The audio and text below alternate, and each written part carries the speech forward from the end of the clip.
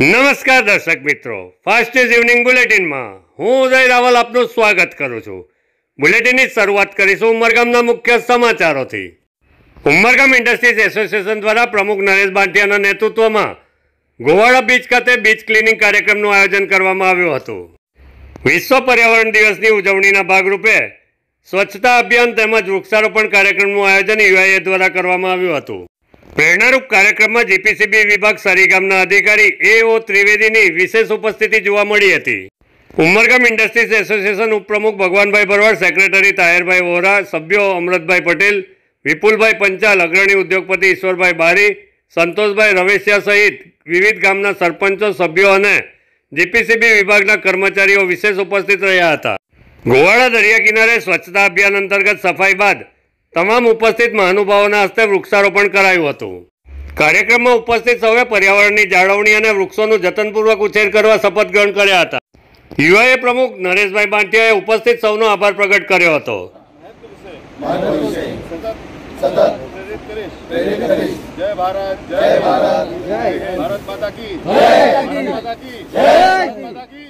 Ending plastic pollution globally આ આપણી પર્યાવરણ દિવસની થીમ છે આ વર્ષની 5 જૂન 2025 અને આ વર્ષે આ પર્યાવરણ દિવસ ઉજવણી માટે અમે સતત પ્રોગ્રામ 22 મે થી અને 5 જૂન સુધી રાખેલો છે। 5 જૂન અમારા સ્ટેટ લેવલનો પ્રોગ્રામ ગાંધીનગર મહાત્મા મંદિર ખાતે રાખેલ છે, જે સ્ટેટ લેવલનો પ્રોગ્રામ છે। આ વર્ષે સેન્ટ્રલ ગવર્મેન્ટ અને સ્ટેટ ગવર્મેન્ટ ને બધાને પ્રેરિત કરવામાં આવેલો છે કે દરેક ડિપાર્ટમેન્ટ એની રીતે અમુક એક્ટિવિટી કરવાની છે, જેમાં અમારા તો ઇન્ડસ્ટ્રી એસોસિએશન અને બીજા સાથે નોડલ એજન્સી તરીકે અમે સહભાગી થઈએ છીએ। ધારો કે ઇરિગેશન ડિપાર્ટમેન્ટ હોય તો એ ડિપાર્ટમેન્ટને આપણે નદી, નાળા, તળાવ એ બધીની જે કામગીરી આપેલી છે કે એ લોકો એમાં જે પ્લાસ્ટિક પ્રદૂષણ છે એને દૂર કરે।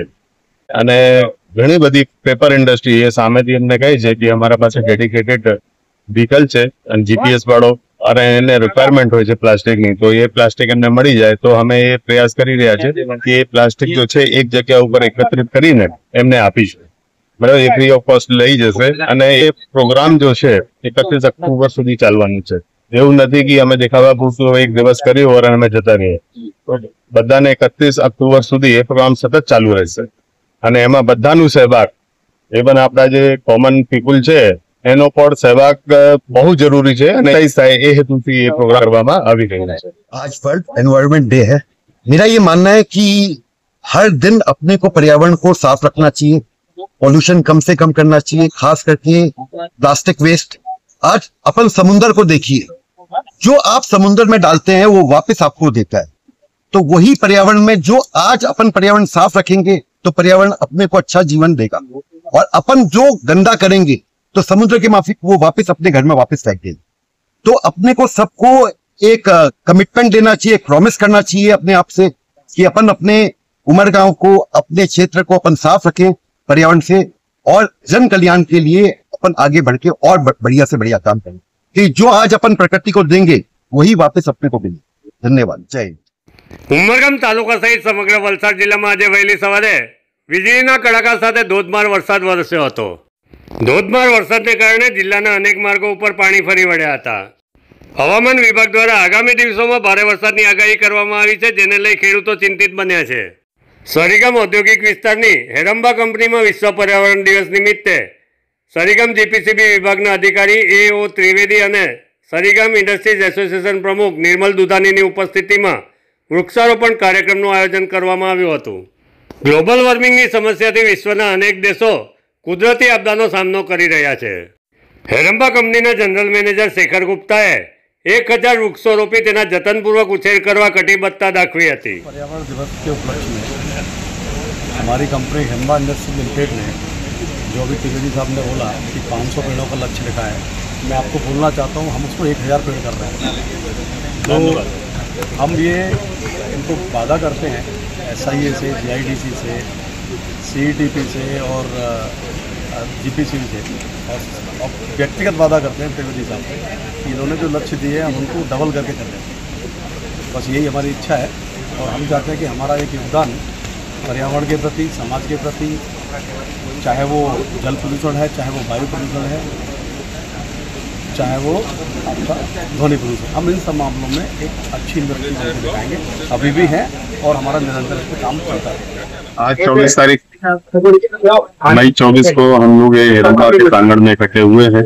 आज प्लांटेशन का प्रोग्राम इन्होंने रखा है, उसका थीम हमारी एक पेड़ माथे नाम जो थीम है, इस थीम पे 500 जितने पेड़ इन्होंने 30 अक्टूबर तक लगाने के लिए कमिटमेंट किया हुआ है।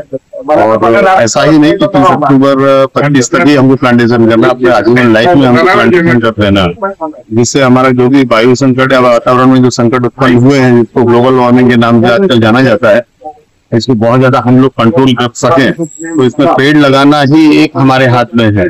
और दूसरी जो हमारी आदतें हैं, जो खराब आदतें हैं, तो पर्यावरण को हम कम से कम नुकसान पहुंचाकर हम सस्टेनेबल गोल की तरफ बढ़े और विकसित भारत 2047 की तरफ हम अग्रसर हो। बस इसी भावना से ये प्रोग्राम हम 22 मई 2025 से 5 मई 2025 तक कर रहे हैं और आगे भी करते रहें। धन्यवाद। સેલવાસ દમણગંગા સર્કિટ હાઉસની બાજુમાં આવેલા ગાર્ડનમાં હાલ વેકેશનને લઈ પ્રવાસીઓનો ભારે ઘસારો જોવા મળી રહ્યો છે। મુખ્યત્વે સાંજના સમયે ગરમીનું પ્રમાણ ઘટતા લોકો સહપરિવાર ગાર્ડનમાં આવતા જોવા મળે છે। નિયમ અનુસાર મુલાકાતીઓ માટે સાંજે 7 વાગે પ્રવેશ બંધ કરી દેવામાં આવે છે। સાંજના સમયે સહપરિવાર ગાર્ડનની મુલાકાતે આવતા મુલાકાતીઓ 7 વાગે ગાર્ડનમાં પ્રવેશ બંધ કરી દેતા કચવાટ અનુભવી રહ્યા છે। હાલ વેકેશન ચાલી રહ્યું છે ત્યારે સેલવાસ ગાર્ડનમાં મુલાકાતીઓના પ્રવેશ માટે સમયમાં વધારો કરવાની લોકો માંગ કરી રહ્યા છે। ગાર્ડન બંધ કરી દેવાતા મુલાકાતે આવતા મુલાકાતીઓ ફૂટપાથ ઉપર બેસી સમય પસાર કરતા નજરે પડી રહ્યા છે। વેકેશનના સમયગાળામાં દર વર્ષે દમણ અને સેલવાસમાં મોટી સંખ્યામાં સહેલાણીઓ આવતા જોવા મળે છે। દમણગંગા સર્કિટ હાઉસને અડીને આવેલું ગાર્ડન સહેલાણીઓના આકર્ષણનું કેન્દ્ર છે। સમય મર્યાદામાં વધારો કરાય એવી સહેલાણીઓ માંગ કરી રહ્યા છે। ત્યારે હવે જોવું રહ્યું કે સહેલાણીઓની લાગણીને માન આપી તંત્ર દ્વારા સમયમાં વધારો કરાશે કે કેમ। વાપી જીઆઈડીસી વિસ્તારની સુંદરમ સોસાયટીના વીજ મીટર કેબિનમાં આગ લાગતા ભગદડ મચી ગઈ હતી। ઘટના અંગે જાણ થતાં DGVCL અને ફાયર વિભાગની ટીમ ઘટના સ્થળ પર પહોંચી આગ ઉપર કાબુ મેળવવા પ્રયાસો શરૂ કર્યા હતા। આગની ઘટનામાં 14 જેટલા મીટરો બળીને ખાખ થઈ ગયા હતા। જો કે ઘટનામાં કોઈ જાનહાનિ થઈ ન હતી। ફાસ્ટ ન્યૂઝ ઇવનિંગ બુલેટિનમાં આજે બસ આટલું જ। આવતીકાલે ફરી મળીશું। નમસ્કાર।